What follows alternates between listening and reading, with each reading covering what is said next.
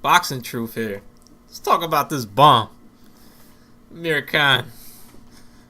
Damn shame I'm talking about this hype job. But this attention seeking whore just needs attention. He actually got boxing truth's attention. It's very hard to do. Let's talk about this chump. Don't like talking about hype jobs, gatekeepers, that are just opponents being set up to get knocked out in the next real fight that he takes, and that's what Amir Khan's destiny is in the sport of boxing. Amir Khan ain't shit. Total hype job. Hasn't won a world title in years. Has been strapless for a number of years. Hasn't fought in almost 2 years, and yet we're still talking about this chump. So he's somehow able to get his name in the headlines no matter what, whether he's fighting or not. Somehow is still a popular fighter, even though he hasn't impressed me in a number of years. Hasn't had a really good win in a number of years. Coming off life and death struggles with Manny Pacquiao leftovers. So what's interesting about Khan right now is what's his next move.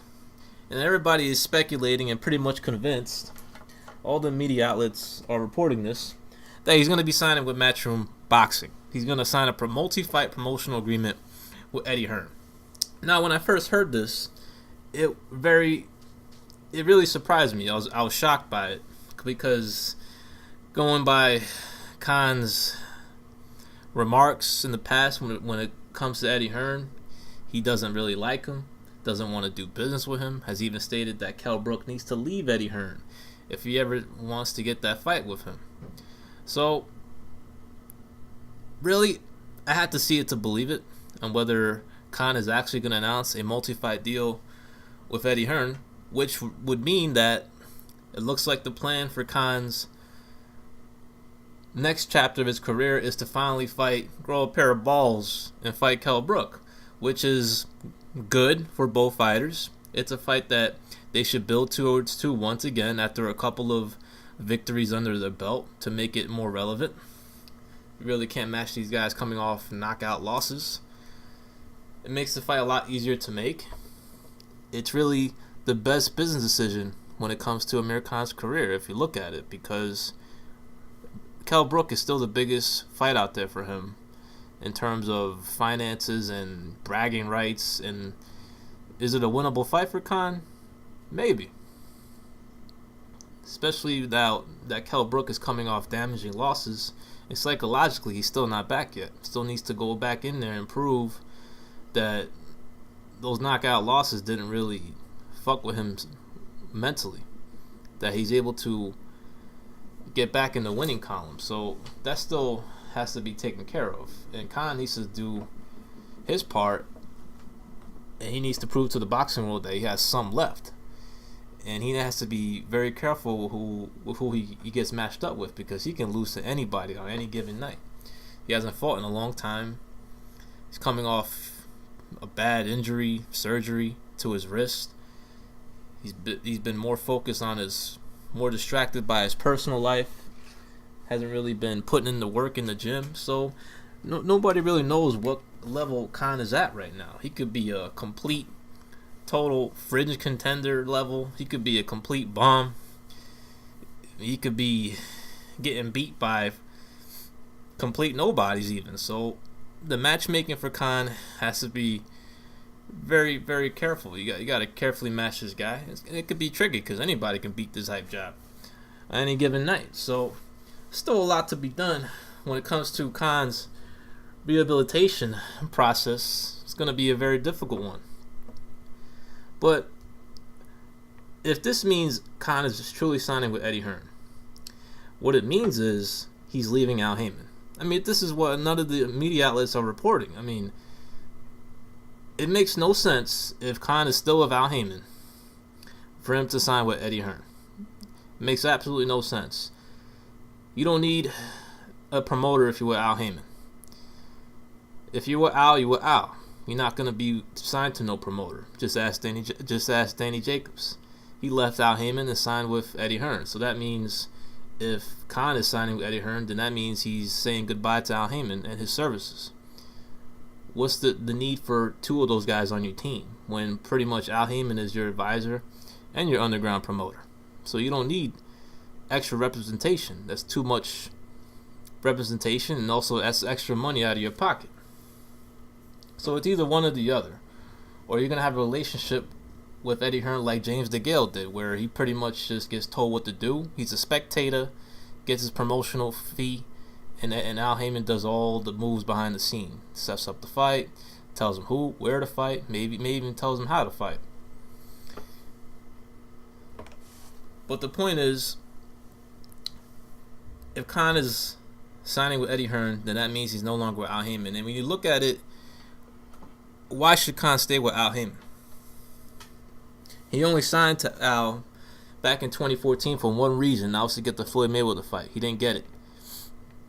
Was never even close to getting it. Got close a couple of times, but it was pretty much out of his reach all along. And he hasn't really been treated right by Al Haymon's stable. He's pretty much an outsider. He's not one of them. That's the thing when you with Al Haymon. If you don't have a certain skin tone, you get treated a little differently. Just ask Mikey Garcia right before the Adrian Broner fight. So that's what's interesting about Khan right now, is his next move. I have to see it to believe it if he's going to sign with Eddie Hearn, considering that all he said about him in the past, not wanting to work with him, not wanting to do business with Kell Brook simply because he signed to Eddie Hearn. I believe Khan is going to take a tune-up fight. I don't believe he's going to fight Adrian Broner. It's going to be in the UK, I believe. It's been a long time since he's had a homecoming fight. I suspect a warm-up, tune-up type of a fight. And if he's going to stay with Al, I was expecting that Khan will do what James DeGale did. He will do a little one-off with Frank Warren. Since Frank Warren is opening the checkbook, showing fighters the money, which is why Carl Frampton is now signed to him. And also James DeGale did a one-off with him because Eddie Hearn didn't want to overpay for a showcase fight. So James DeGale bounced, got the money he needed from Frank Warren, got his ass whooped in the process.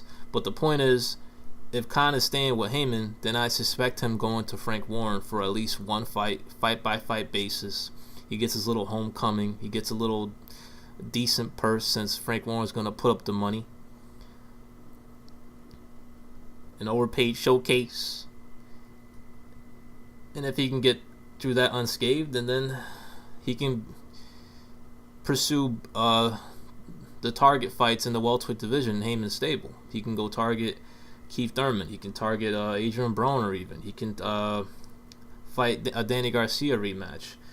But the thing is, when you ask yourself, are those the best business decisions for Khan? Is it really the best business decision to fight a Danny Garcia rematch now that Garcia is in a rehabilitation process, coming off a loss? His value has diminished. Thurman is a unified champion, but he's looking to get back into,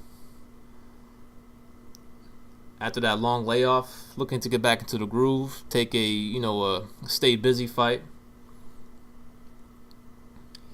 Khan's not really on the radar at the moment, since he's not even rated by WBC. He's not rated by any sanctioning body.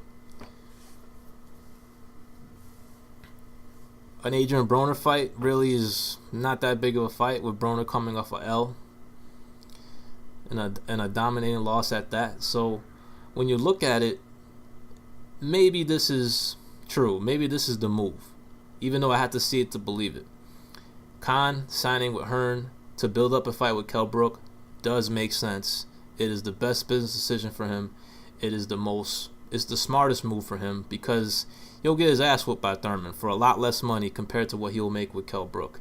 He could lose to Adrian Broner even if he gets caught in the chin, for a lot less money compared to what he can get for a Kell Brook fight that's being built up. Danny Garcia, the same reason. So Khan talks a lot of shit, then he pulls out another maneuver from under us, surprises you, and this is another surprising twist and move if this is really true. And the more I think about it, maybe this is it. Maybe this is the announcement.